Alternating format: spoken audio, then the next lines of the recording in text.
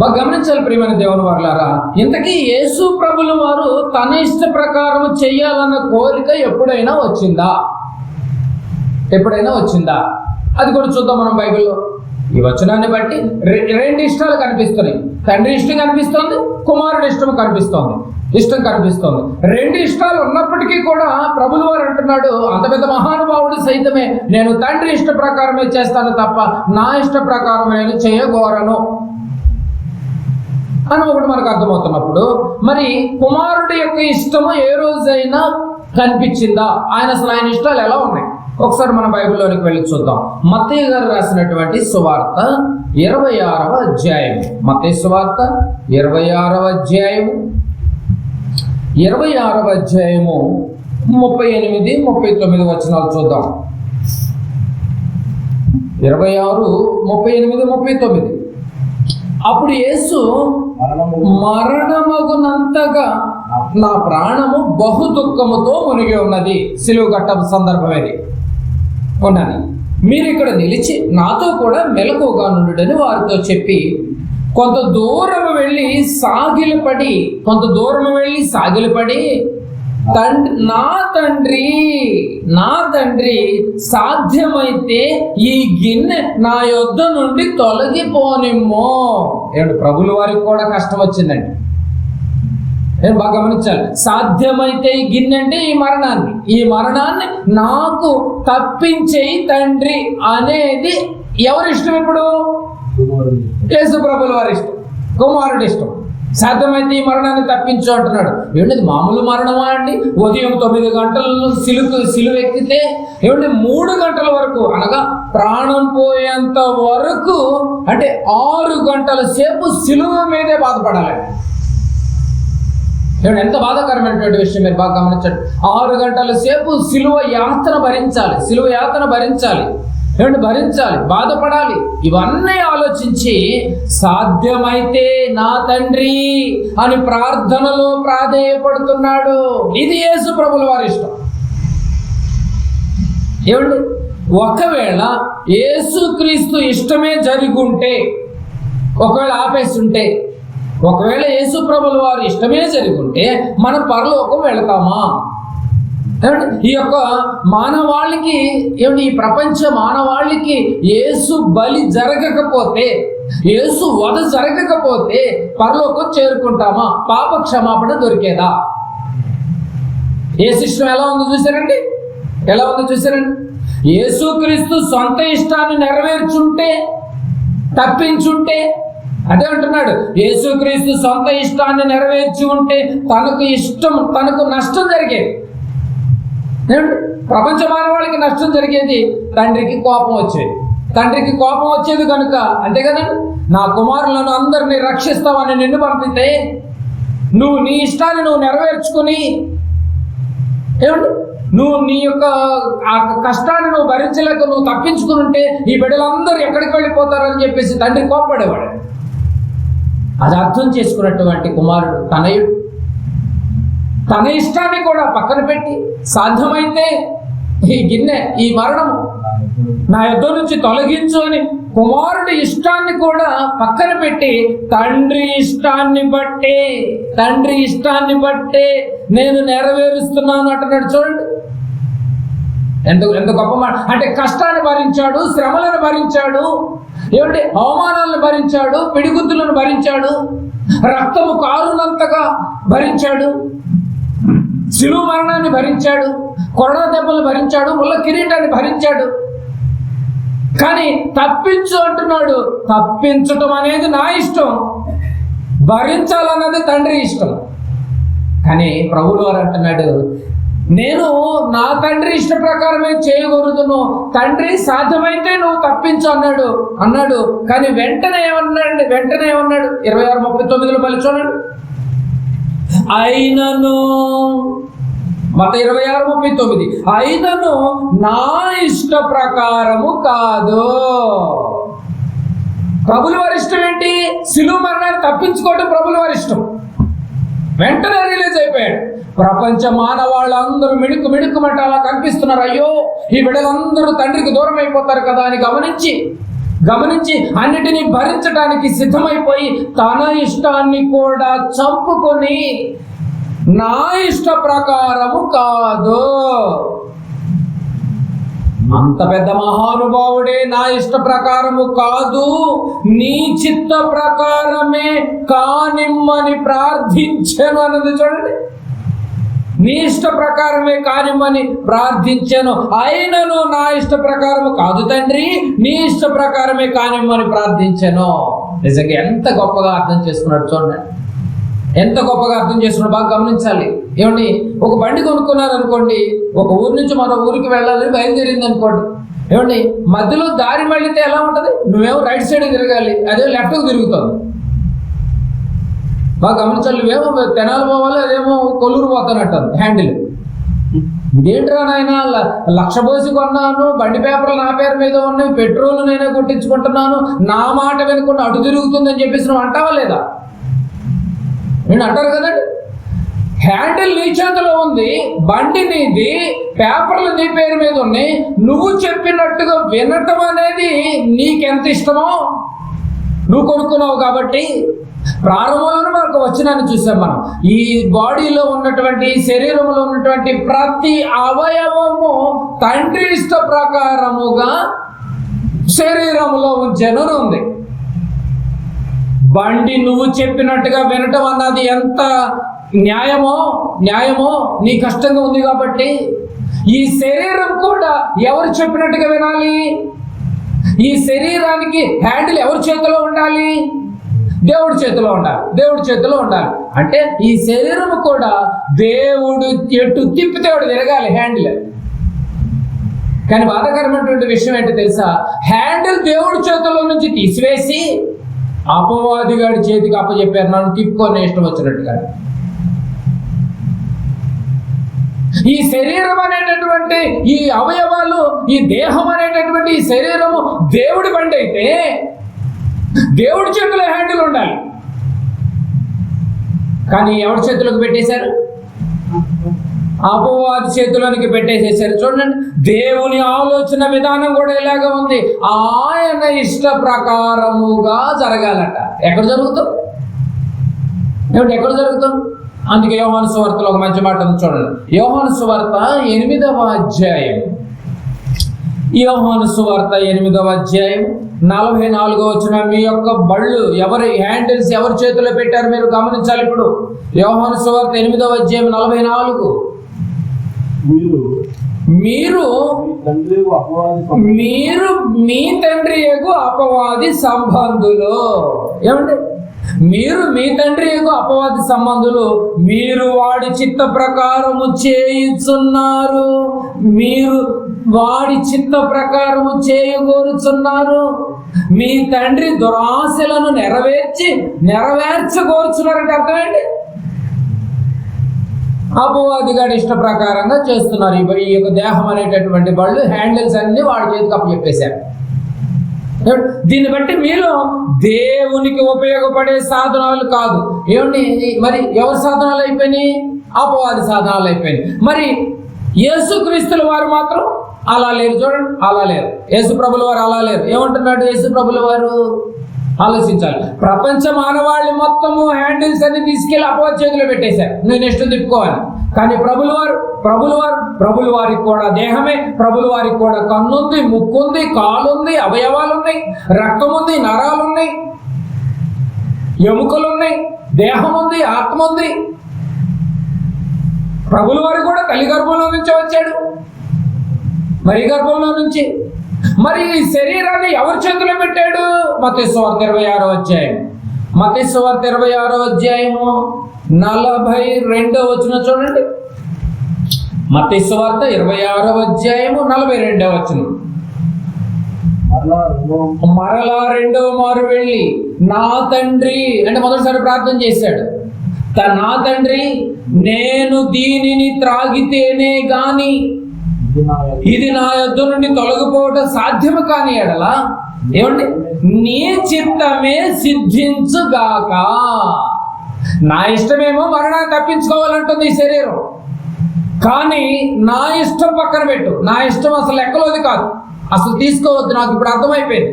ఒక్కసారి ప్రార్థన చేసి రెండో ప్రార్థన చేసుకునేటప్పటికి నేను ఎక్కడి నుంచి వచ్చాను, ఎందుకు వచ్చాను, ఎందుకోసమే నేను ఈ లోకానికి వచ్చాను నాకు అర్థమైపోయింది.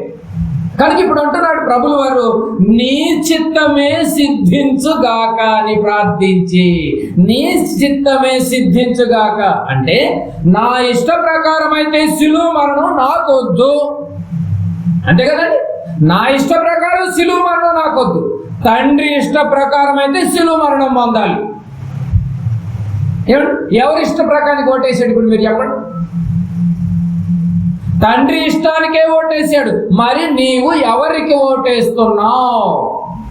బైబిల్ పట్టుకున్నా నీవు, బాప్తిసం తీసుకున్నా నీవు, బైబిల్ పరీక్షిస్తున్నటువంటి నీవు ఎవరికి ఓటేస్తున్నావు? ఎవరైతే మానవాళికి మార్గదర్శిగా ఉన్నటువంటి ప్రభుల వారే తండ్రికి ఓటేసినప్పుడు, తన ఇష్టాన్ని చంపుకున్నప్పుడు మనం ఎవరికి ఓటేయాలండి? ఇంకా ఈ శరీర ఆశలకే ఓటేస్తున్నావేమో, ఈ శరీరం చెప్పినట్టుగా నడుస్తున్నావేమో, ఈ శరీరము ఆశల ప్రకారమే కొనసాగుతున్నావేమో, అయితే పరలోకములో తండ్రికి నీకు ఎలాంటి సంబంధం లేదు. నీ తండ్రి వేరున్నాడు, వాడే అపవాది అంటున్నాడు. బాగా ఆలోచించాలి. ఈరోజు ఉదయం లేచిన దగ్గర నుంచి రాత్రి పడుకునేంత వరకు దేవుడి ఇష్టం అంటున్నారే కానీ దేవుడి చిత్తం మాత్రం తెలియదు. ప్రతి దానికి ఒకటే మాట, అంత దేవుడి చిత్తం అండి, అంత దేవుడి చిత్తం. కానీ దేవుడి చిత్తం అంటే ఏంటో తెలియదు. ఆయన చిత్తం ఉండాలండి అంటారు. మరి ఆయన చిత్తం ఏంటి? ఆయన చిత్తం ఏంటో తెలియకుండానే మనము కొనసాగితే ఎలా? దావీదు గారి గురించి ఒక చక్కటి మాట చూద్దాం. ఆయన చిత్తం ఏంటో చెప్తున్నాడు చూడండి. దావీదు గారి గురించి ఒక చక్కటి మాట చూద్దాం. అపోస్తుల కార్యములు 13వ అధ్యాయం.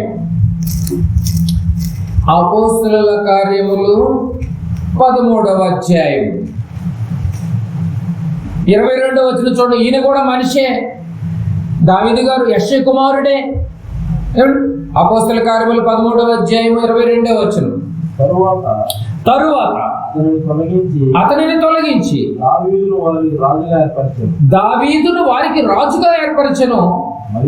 మరియు ఆయన, నేను యెష్షయి కుమారుడైన దావీదును కనుగొంటిని. అతడు నా ఇష్టానుసారుడైన మనుషుడు. దావీదు నా ఇష్ట ప్రకారంగా నడిపిస్తున్నాడు ఈ దేహాన్ని. బెత్షెబా విషయములో ఒక్కసారి తప్పు చేసినందుకే ఆ రోజు ఆ హ్యాండిల్ అపవాదికి అప్పగించినందుకే ఎంత బాధపడ్డాడో నాకు తెలుసు, దావీదుకి తెలుసు. దావీదు నా ఇష్టానుసారుడైనటువంటి మనుషుడైపోయాడు. నా ఇష్టానుసారంగా బ్రతికాడు. అతడు నా ఉద్దేశములన్నీ నెరవేర్చినని అతన్ని గూర్చి సాక్ష్యం ఇచ్చాను. ఏమండి? దావీదు నా ఇష్ట ప్రకారంగా బ్రతికేవాడు. మరి నీవు దేవుని ఇష్ట ప్రకారంగా బ్రతుకుతున్నావా?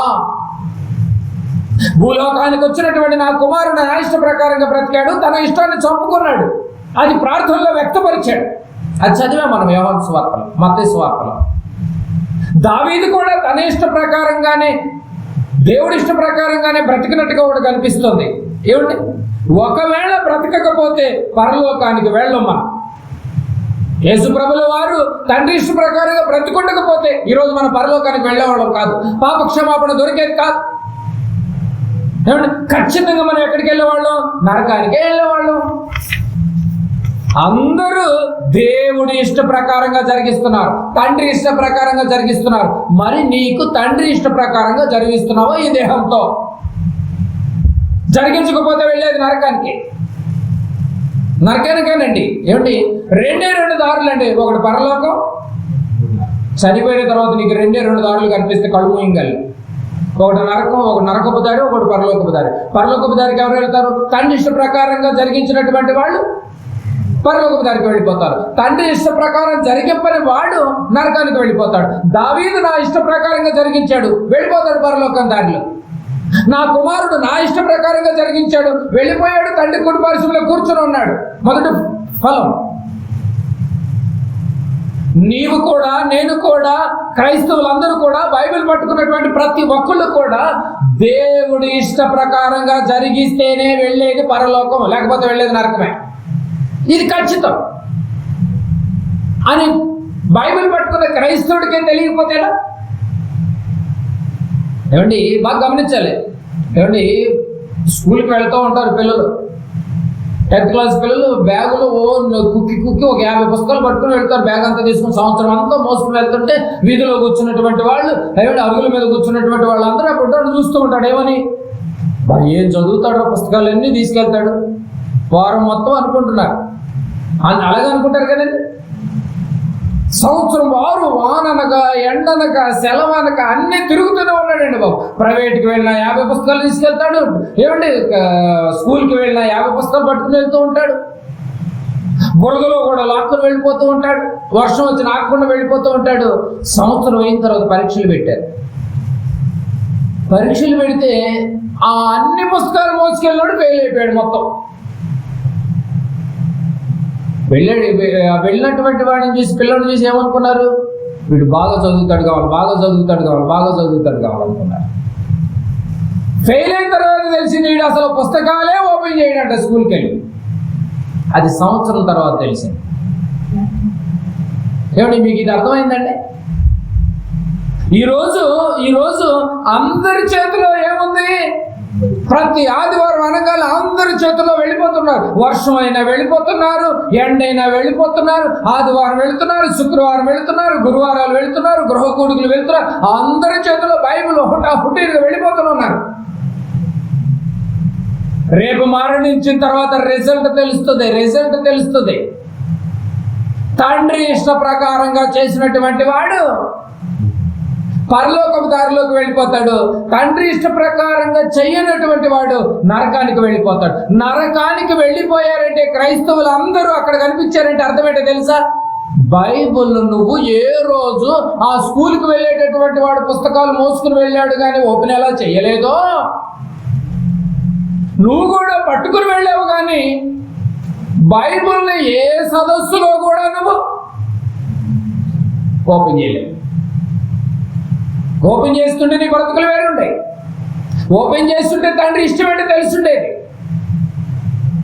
ప్రభువు వారు చెప్తున్నాడు, నా ఇష్ట ప్రకారంగా నేను చేయకూడదును కానీ నేను మాత్రము చెయ్యను, తండ్రి ఇష్ట ప్రకారమే చేయకూడదును.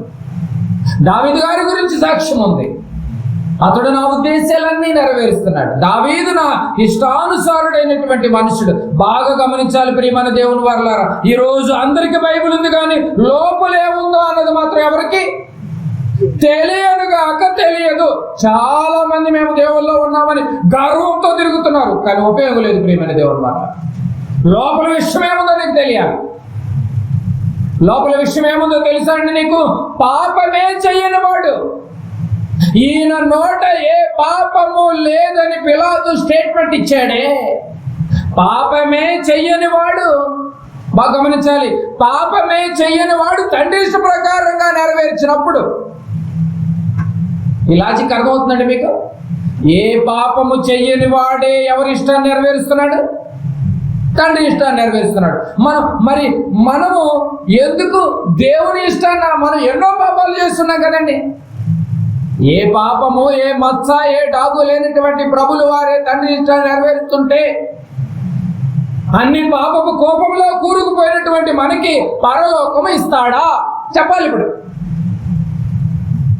ఏ పాపము లేనటువంటి ప్రభు గడగడలాడిపోతున్నాడు తండ్రి ఇష్టాన్ని నెరవేర్చడానికి.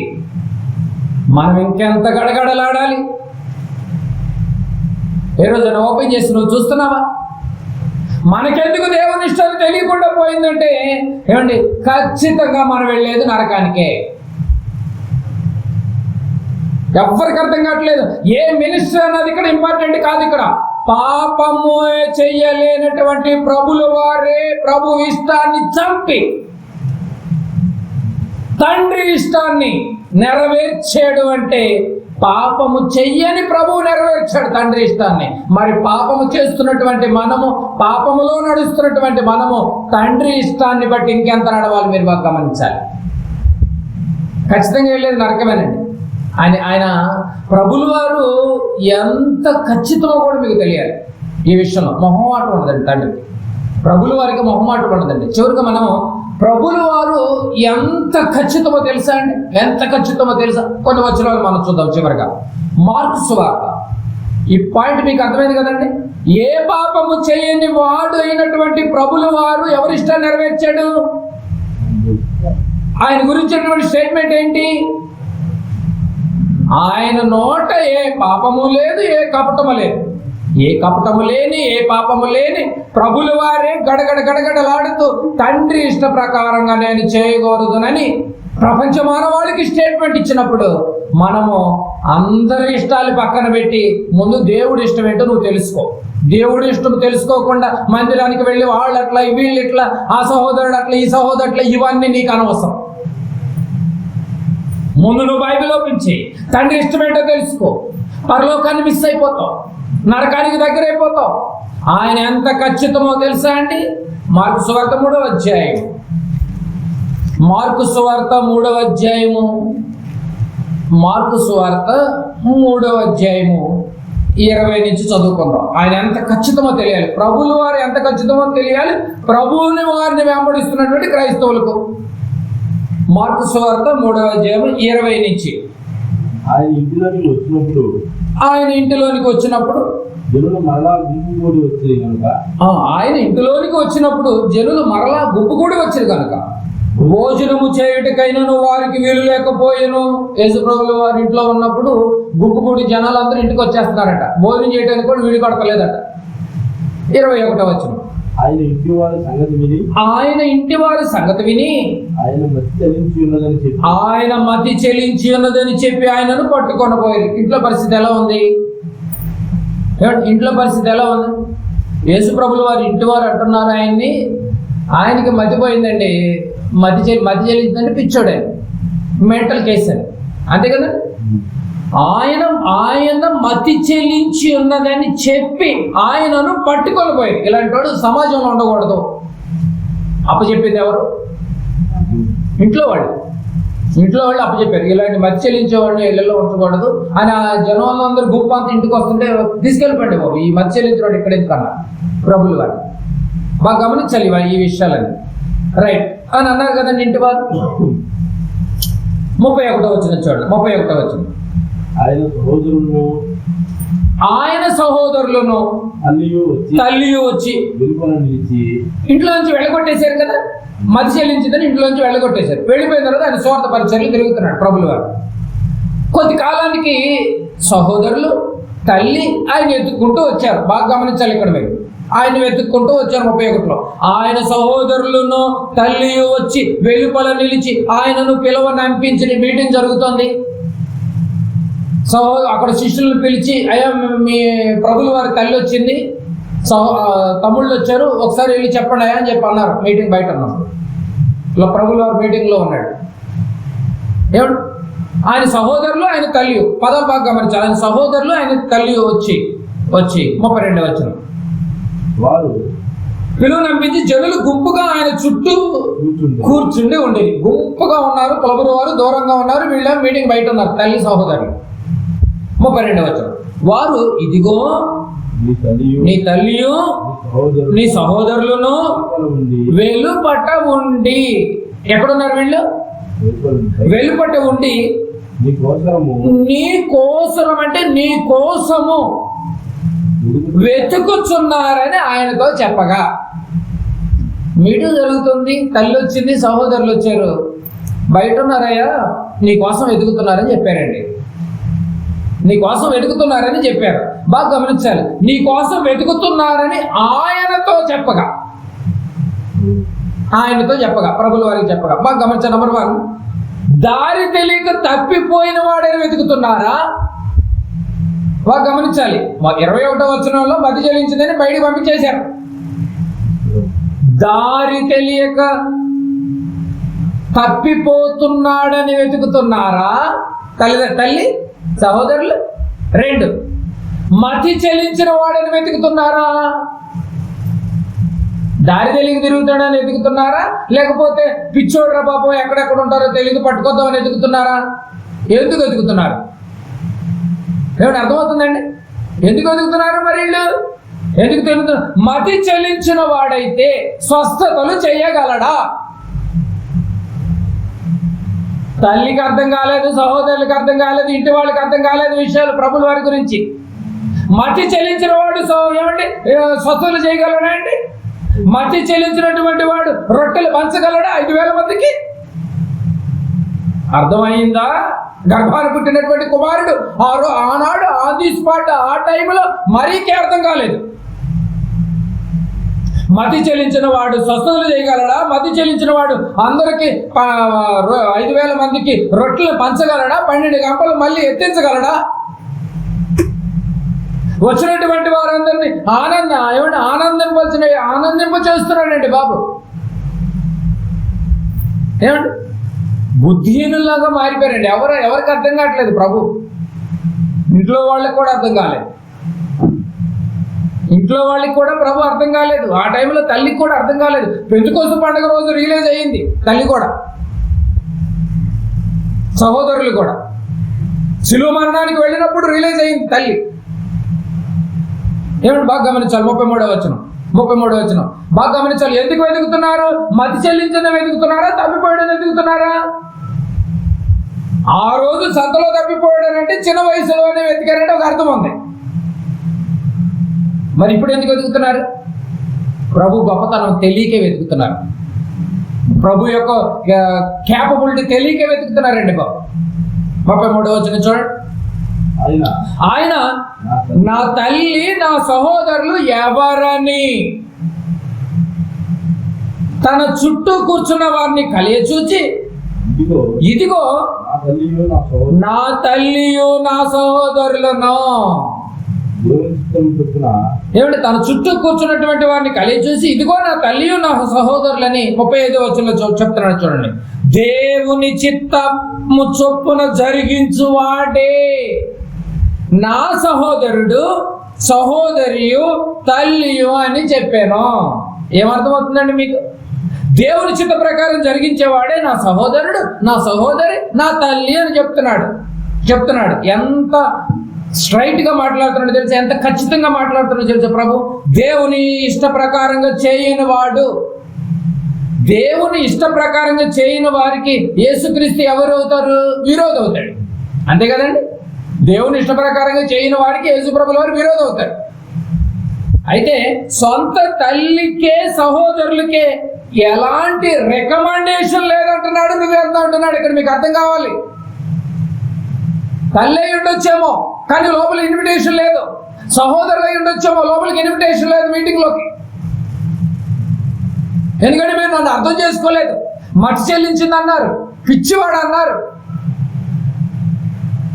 చూసారండి, రికమెండేషన్ కూడా లేదండి, ముఖం మీద చెప్పేశాడు. చూడండి ఎంత ఖచ్చితమైనటువంటి ప్రభుల వారు గమనించాలి. అంత ఖచ్చితంగా ఉన్నాడు కనుకనే తండ్రి ఇష్టాన్ని బట్టి నెరవేర్చాడు.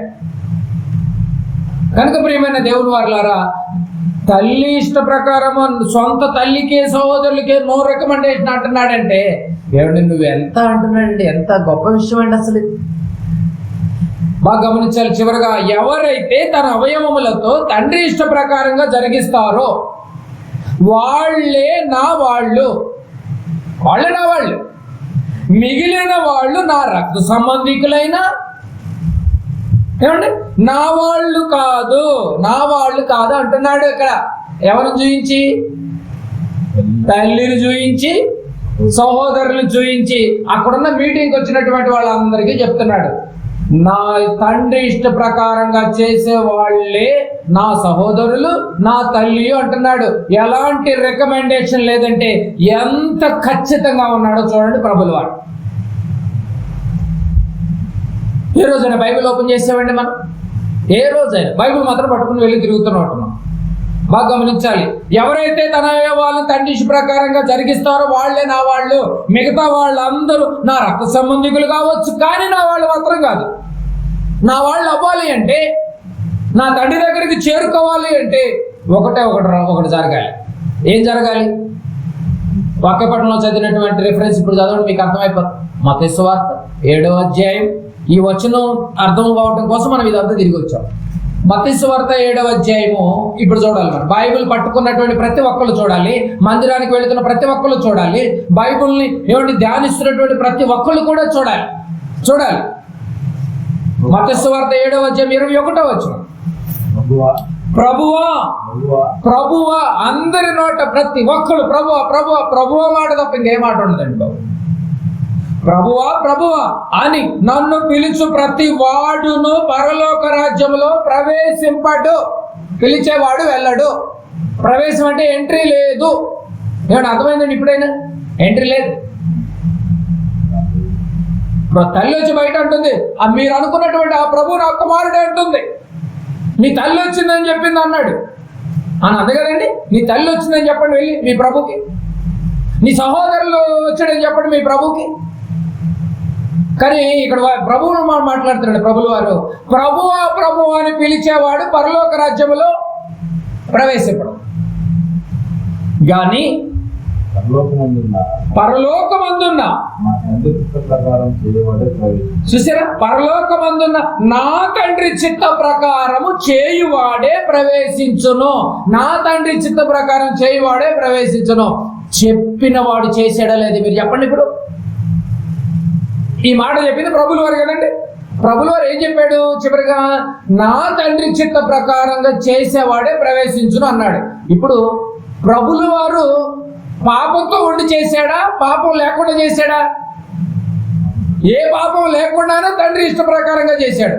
ఏ పాపము లేకుండానే తండ్రి ఇష్ట ప్రకారంగా చేస్తేనే పరలోకం వెళతామన్న సంగతి ప్రభువుకు అర్థమైనప్పుడు పాప కోపములో కొట్టుకుపోయి నిమిషానికి సెకనికి కంటితో చేతులతో అవయవాలతో ప్రతి ఆటితో పాపం చేస్తున్నటువంటి మనము తండ్రి ఇష్ట ప్రకారంగా చేయకపోతే పరలోకం మాత్రం వెళ్ళం.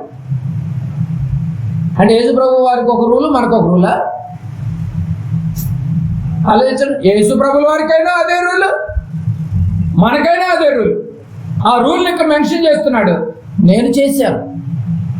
ఎలా చేశానో తెలుసా? ఆయన శరీరధారి అయిన దినములలో మహారోదన, శ్రమలు, యాచనలు, ప్రార్థనలు చేసినందున, భయభక్తులు కలిగి ఉన్నందున తండ్రి అప్పుడు అంగీకరించాడంట. ఆయనకు ఒక రూల్, మనకు ఒక రూల్ లేదు. ప్రియమైన దేవుని వర్లారా, అందరికీ ఒకటే రూల్, ప్రభుల వారికి కూడా ఒకటే రూల్. ఏ పాపము లేనటువంటి ప్రభుల వారి శరీరాన్ని నల్లగొట్టుకుంటేనే పరలోకి వెళ్తామని అర్థమైనప్పుడు, అన్ని పాపాలతో చేస్తూ ఉన్నటువంటి మనము బైబిల్ పట్టుకుని ధీమాగా కూర్చుంటే రేపు వెళ్తావా నువ్వు పరలోకం?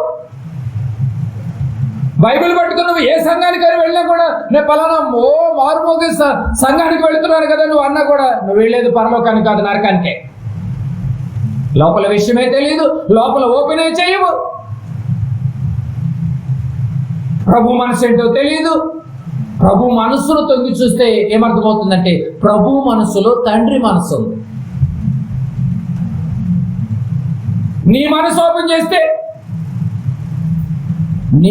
ఓపెన్ చేస్తే లోకంలో ఉన్న వాళ్ళు భర్త మనసు ఓపెన్ చేస్తే భార్య కనిపించింది, భార్య మనసు ఓపెన్ చేస్తే భర్త కనిపించింది. ఇంకెవరైనా మనసులు ఓపెన్ చేస్తేనేమో బంధువులు కనిపిస్తూ ఉంటారు, రక్త సంబంధికులు కనిపిస్తూ ఉంటారు. కానీ దావీదు గారు మనసు ఓపెన్ చేస్తే ఎవరు కనిపించారు? దావీదు నా ఇష్టానుసారుడైన మనుషుడు, నా ప్రియకుమారుని నలగగొట్టుట నాకు ఇష్టమాయను. భక్తులందరూ దేవుడి చేత వాడబడటానికి సిద్ధమైపోయారు అన్నాడు.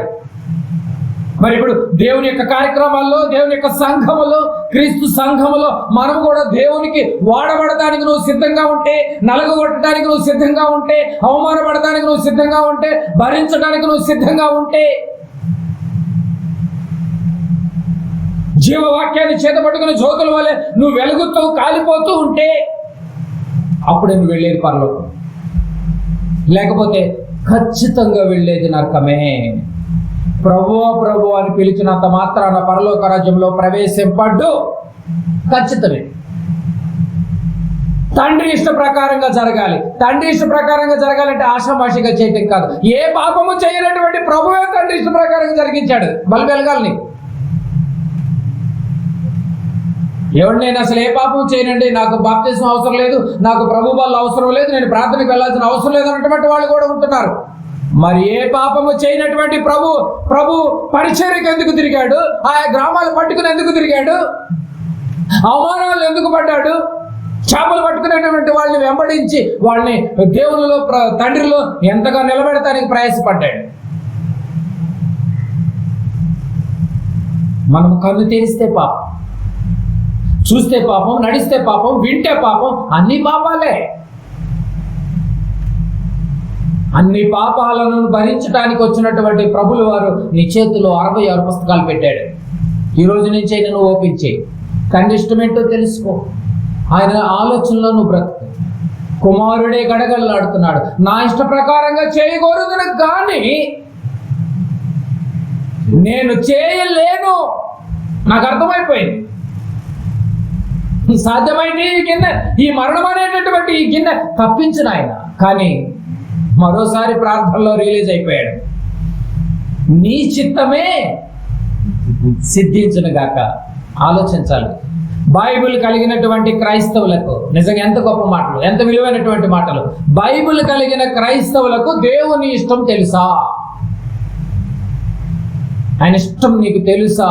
తెలిస్తే ఏ పాపము చెయ్యనటువంటి క్రీస్తే తండ్రి ఇష్టాన్ని బట్టి నడుస్తున్నాడు.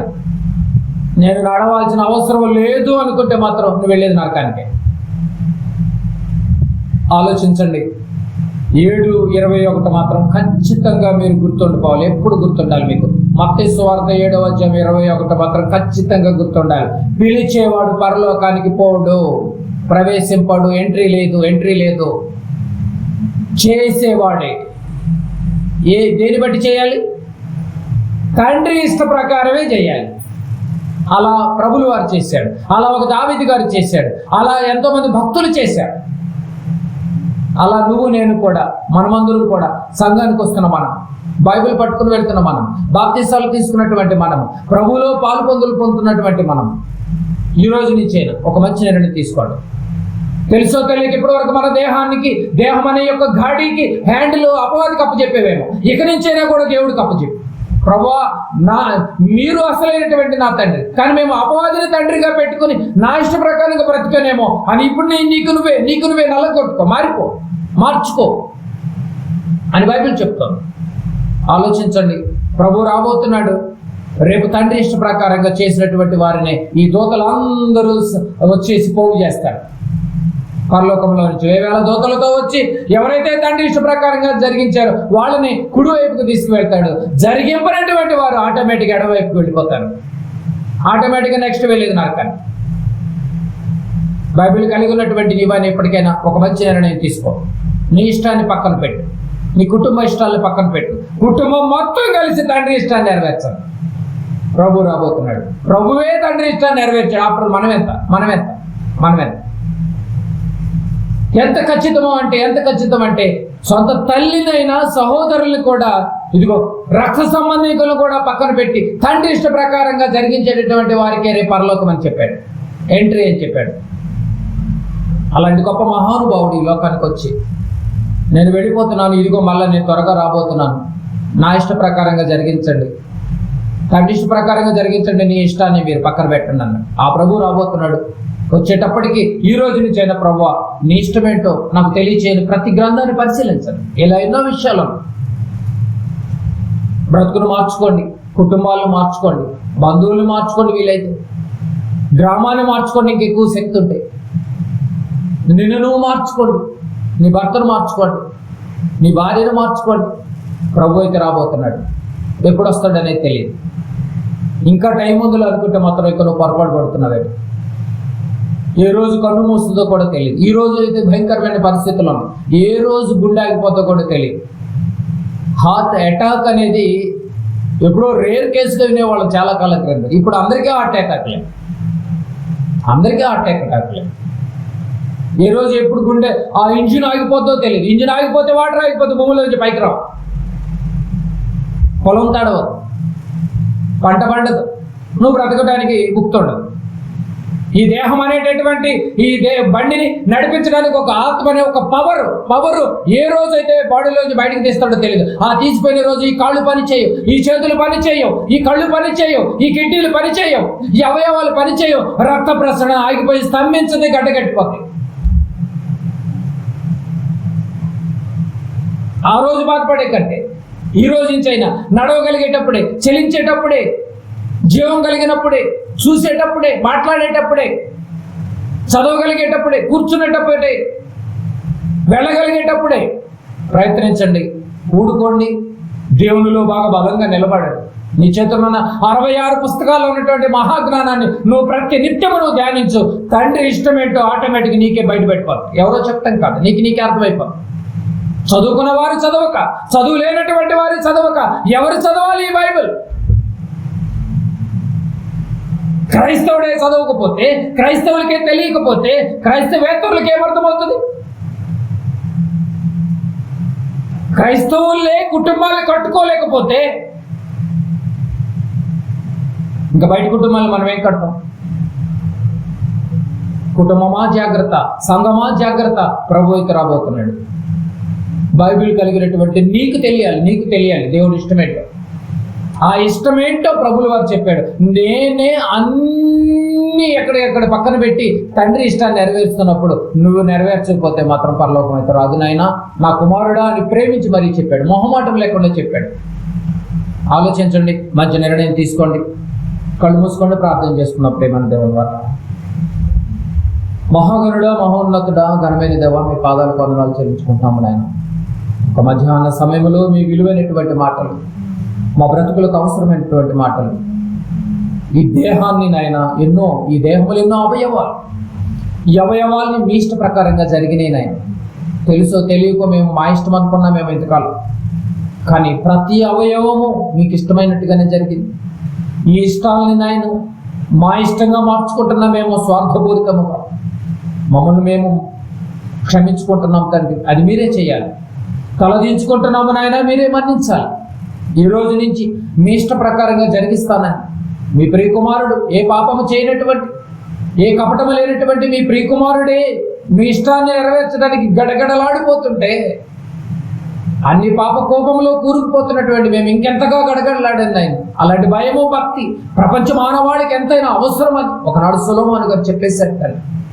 మానవ కోటికి ఇదే విధి అన్నారు తండ్రి. అలాంటి విధి ప్రతి క్రైస్తవుల్లో కూడా ఉండాలని, ప్రతి విశ్వాసులో కూడా ఉండాలని బైబిల్ కలిగినటువంటి మాకేమీ ఇష్టం తెలియకపోతే ఇంకా బయట వాళ్ళకి ఏం తెలుస్తుంది నాయన? అన్ని అర్థం చేసుకున్నటువంటి మేము మాకు ముందున్నటువంటి ప్రతి సమయాన్ని మీ ఇష్టానుసారంగా మేము బ్రతుకుటలో, మీ ఇష్టానుసారంగా మేము నాయన మీకోసము బ్రతుకుటలో, పఠించుటలో, పాటించుటలో, ఆచరించుటలో ఇంకెక్కువగా మీ సహాయాన్ని అర్థిస్తున్నాం, కోరుకుంటున్నాం. విన్నటువంటి బిడ్డలు విన్నట్టుగా, చెప్పినటువంటి నేను చెప్పినట్టుగా తండ్రి మీ ఇష్టమే మా ఇష్టమే ప్రకారముగా మీ ఇష్టానుసారంగా సిద్ధించునుగా. కానీ మీ ప్రియకుమారుడు నోట నుంచి ఏ విధంగా అన్ని భరించుకుని మాట్లాడాడు, అలాంటి గొప్ప ప్రార్థన నోటితో కాకుండా క్రియలతో కనిపించేటటువంటి మహాభాగ్యాన్ని మా అందరికీ కూడా ప్రసాదింపచేయము. పాఠశాలకు వస్తున్న ప్రతి బిడ్డలు మీరు జ్ఞాపకం చేసుకోండి. రాలేక దూరంగా ఉన్నటువంటి బిడ్డలను మరొక పర్యామోత్సలాగా కృపద ఇచ్చేమని. ఈ సౌండ్ సిస్టమ్ ద్వారా ఎంతమంది అయితే వింటున్నటువంటి ప్రతి బిడ్డలకు మంచి తెలివిని, జ్ఞానాన్ని, ఆలోచన, ఉద్దేశాలు మీరు ఇచ్చినటువంటి 66 పుస్తకాల్లో ఉన్నటువంటి మహాజ్ఞానాన్ని పక్కన పెట్టి బ్రతుకుతున్నారేమో. ఎక్కడి నుంచైనా వెలుగులోనికి రమ్మనేటటువంటి ఆలోచనలు మీ వినికిడిలో, ప్రతి ఒక్కళ్ళ వారి వినికిడిలో ఒకసారి జ్ఞాపకం చేసుకున్నాం. మహిమ, ఘనత, ప్రభావాలు మీరు మాకు ఇచ్చినటువంటి దేహంతో జరిగించలాగని కృపద ఇచ్చేయమని. మాకు ముందున్నటువంటి దినములలో మీకు ఆయాసకరమైనటువంటి కార్యక్రమాలు మేము ఎలాంటివి దగ్గరికి రాకుండా చూసుకోవటానికి మీ సహాయాన్ని అర్థిస్తూ కోరుకుంటూ మా ప్రభువును ప్రియరక్షకుడైన యేసుక్రీస్తు నామమున ప్రార్థన సమర్పించి అడిగి పెట్టుకుంటున్నాం తండ్రి.